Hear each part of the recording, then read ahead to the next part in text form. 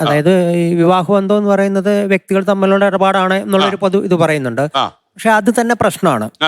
ഒന്നാമത്തെ കുഴപ്പമെന്ന് പറയുന്നത് ഈ വ്യക്തികൾ എന്ന് പറയുന്ന ആരാണ്? ശരിക്കും നമ്മുടെ ഇടയിലെ ഇപ്പൊ ഉദാഹരണം പറഞ്ഞുതരാം. ഇന്ത്യയിലെ ആദ്യത്തെ വിവാഹ നിയമമൊക്കെ ഉണ്ടാക്കുന്ന ശാരദ ആക്ട് ആണ് 1929.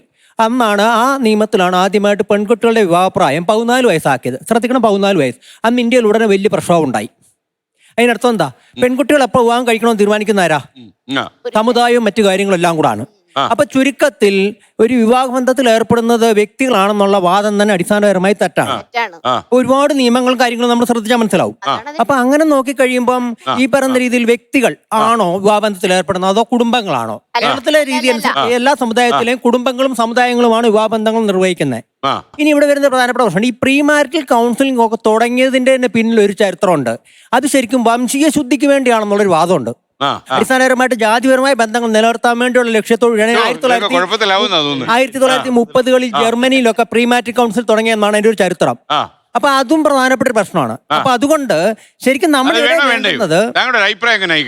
അപ്പൊ ഇതിനകത്തെ പ്രധാനപ്പെട്ട പ്രശ്നം എന്ന് പറയുന്നത് ശരിക്കും ഈ പ്രീ മാരിറ്റൽ കൗൺസിലിംഗ് കോഴ്സിന്റെ ആവശ്യം വരില്ല, മറിച്ച് സ്കൂൾ തലം തൊട്ട് തന്നെ ഉള്ള ഒരു പഠന പദ്ധതിയാണ് വേണ്ടുന്നത്.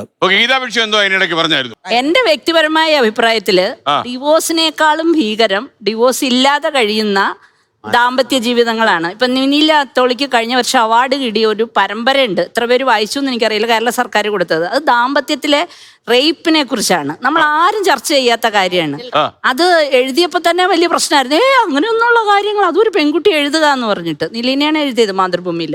പക്ഷെ ഇതൊന്നും ആരും ചർച്ച ചെയ്യത്തില്ല. ഇത്തരം ഒരു കാര്യത്തെക്കുറിച്ചും ചർച്ച ചെയ്യാതെ ആണും പെണ്ണും ആകാം, ഇതിനകത്ത് സ്ത്രീ മാത്രമാണെന്ന് ഞാൻ ഒരിക്കലും പറയത്തില്ല. സബ്മിസീവായിട്ട് കഴിഞ്ഞ് വിവാഹത്തിന്റെ 50ാം വാർഷികത്തിന് ശരിക്കും ഈ ഡിവോഴ്സിനൊന്നും പോകാതെ ഇതെല്ലാം സഹിക്കുന്നവരെ കുറിച്ചാണ് നമ്മൾ അഡ്രസ് ചെയ്യേണ്ടത്. വിവാഹം അതെ, ഡിവോഴ്സ് ഒക്കെ വളരെ സിമ്പിൾ ആണ്. മരിക്കുന്നില്ലല്ലോ, മരിക്കാതെ ജീവിച്ച് കഷ്ടപ്പെടുന്നില്ലല്ലോ. ഡിവോഴ്സ് ചെയ്ത് അവരവരുടെ കാര്യം നോക്കുകയല്ലേ. ഒരു പക്ഷെ അവർക്ക് മറ്റൊരു ജീവിതം ഉണ്ടായേക്കാം, കുട്ടികൾക്ക് സമാധാനം ഉണ്ടായേക്കാം. ഇത് ഇന്നിപ്പോ അച്ഛൻ വന്ന് അമ്മയെ തല്ലുവോ, അമ്മ അച്ഛനെ വെട്ടുവോ എന്ന് ആലോചിക്കുന്ന എത്രയോ കുട്ടികളെ നമ്മൾ കാണുന്നുണ്ട്. അപ്പൊ നമ്മളിപ്പം ഡിവോഴ്സിന്റെ കണക്കുകൾ അല്ലെങ്കിൽ പണ്ടെങ്ങോ ഉണ്ടാക്കിയ ഒരു നിയമങ്ങൾ, ഇതിനേക്കാളൊക്കെ സമൂഹം വളരെ മുന്നോട്ട് പോയിട്ടുണ്ട്. നമ്മുടെ കുട്ടികൾ മുന്നോട്ട് പോയിട്ടുണ്ട്. കാരണം എന്താന്ന് വെച്ചാല് നമ്മളിപ്പോ എന്ത് സെഷൻ ആണെന്നുണ്ടെങ്കിലും ഒരു വ്യക്തിയെ മനസ്സിലാക്കാൻ എയ്ഡ് ചെയ്യുന്നതാണ് ഈ സെഷൻസ് ഒക്കെയും തന്നെ. അതായത് ഈ പറയുന്ന ആളുമായിട്ട് ഞാൻ കമ്പാറ്റബിൾ ആണോ എന്ന് എനിക്ക് മനസ്സിലാക്കാനായിട്ട് പറ്റും. എനിക്ക് എന്നെ തന്നെ തിരിച്ചറിയാനായിട്ട് പറ്റും. എൻ്റെ പങ്കാളി എങ്ങനെയാണെന്ന് തിരിച്ചറിയാനായിട്ട് പറ്റും. ഇപ്പോൾ പലപ്പോഴും ഈ ചാറ്റ് എല്ലാം ഉണ്ട്. അതായത് കല്യാണം ഉറപ്പിച്ച് കഴിയുമ്പോഴും ത്രൂ ഔട്ട് ചാറ്റ് ഉണ്ട്. പക്ഷെ നിങ്ങൾ ആരോടെങ്കിലും ചോദിച്ചിട്ടുണ്ടോ ഇവരുടെ സംസാരത്തിന്റെ ടോപ്പിക് എന്താണെന്ന്? അവരെ തന്നെ ഇംപ്രസ് ചെയ്യാനായിട്ട് പല കാര്യങ്ങൾ പറഞ്ഞുകൊണ്ടേയിരിക്കും. പിന്നെ റൊമാൻസ് വരും. ഇതൊക്കെ അല്ലാതെ ഇതൊക്കെ അല്ലാതെ ലൈക്സ് എന്താണ് ഡിസ്ലൈക്സ് എന്താണെന്ന് സാധാരണഗതിയിൽ ആരും 8 മാസമോ 10 മാസമോ ഒക്കെ കല്യാണത്തിന് ഗ്യാപ്പ് ഉണ്ടെങ്കിലും ആരും ചർച്ച ചെയ്യാറില്ല.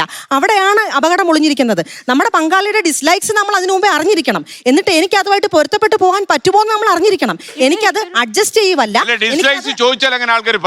പറയണം. അവിടെയാണ് ഈ ട്രെയിനിങ് വരേണ്ടത്. നമ്മൾ ട്രെയിൻ ചെയ്തെടുക്കുകയാണ്. ഇതൊക്കെ ചോദിക്കാനും പറയാനും മനസ്സിലാക്കാനുമാണ് ട്രെയിനിങ് കൊടുക്കുന്നത്.